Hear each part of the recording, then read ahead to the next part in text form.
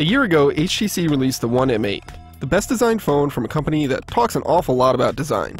The One M8 was fast and beautiful, but it had a couple critical flaws. It had a too slippery finish, and more importantly, a camera that just couldn't keep pace with the rest of the field. Now HTC has launched the One M9, a successor to the M8 designed to specifically address those two faults, while still keeping the rest of what made last year's phone so great. The One M9 is so similar to the One M8, it's really hard to tell them apart. Both are virtually all aluminum, both have 5-inch 1080p displays that look really great, and both have two front-facing really loud boom sound speakers. Believe it or not, the speakers are even louder this time around. The M9 is a subtle refinement of the M8's design. The sides have sharper edges, and the power button has been moved from the top to the side. Even with Samsung's renewed focus on design for the Galaxy S6, HTC is still leading the Android pack in design and manufacturing abilities, and the M9 is both better looking and nicer feeling than Samsung's new models. Despite being so similar to the M8, the M9 is somehow less slippery than before, and it doesn't slide out of my hands as easily. It's slightly shorter and ever so slightly thicker than last year's model, yet it doesn't really feel any different in my hands or in my pockets. The power button on the side is much easier to reach than when it was on the top, but it's too easily confused with the volume buttons. The M9 has a new color option. It's a two-tone silver and gold finish that has more shine than the dull finishes of last year's model. HTC compares it to jewelry, but I really wouldn't go that far. It still looks like a gadget to me. If you're like me and you're not really a fan of that two-tone look, HTC is offering all gold, black, and even pink options as alternatives. But what everyone really wants to know about the One M9 is if the camera is actually any better this time around. This year, the low-resolution ultra-pixel camera and gimmicky duo-lens system have been swapped for a more traditional 20-megapixel camera on the back of the phone. That ultra-pixel camera is actually still here, it's just on the front of the M9, and it works pretty well for low-light selfies. Sadly, the main camera is a disappointment. It opens, focuses, and takes pictures quickly enough, and has the resolution that the M8 lacked. But it just doesn't take great photos in medium to low light conditions, and those are the areas when you're taking the most photos with your phone.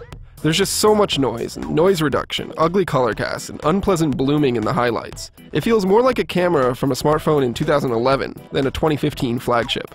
HTC's camera software is actually great to use. It gives you a lot of control over things like exposure and white balance, but the end photo result is just bad. The camera was the one thing I wish was better in the M8, but in many instances, it's actually worse on the M9.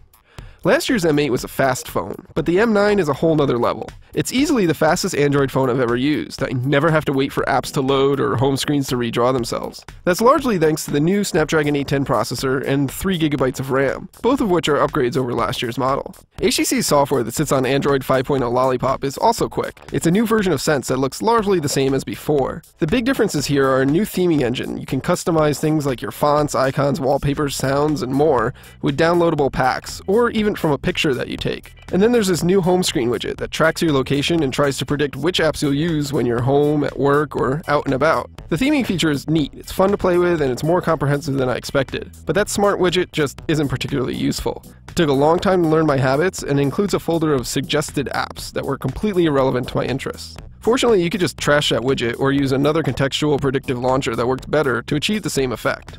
HTC's other software features, such as BlinkFeed and Zoe, are present and just as easily ignored this time around. There's a new photo editor, it's got various effects and filters, but it's not really any better or different from popular third-party apps.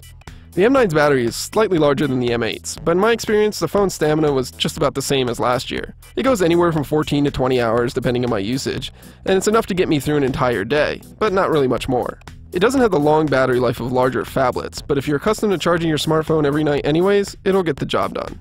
And that really sums up the M9. It's a beautifully designed phone that's built well, performs well, is a pleasure to use, and takes really lousy photos. It's virtually the same story as last year, which is not only a disappointment, but it won't do anything to improve HTC's position against the rest of the field. With Samsung finally paying attention to design, and the iPhone 6 taking better photos than most point-and-shoot cameras can do, it's hard to see how HTC's effort is going to make much of a difference. Perhaps next year they'll figure it out, but it didn't happen this time around.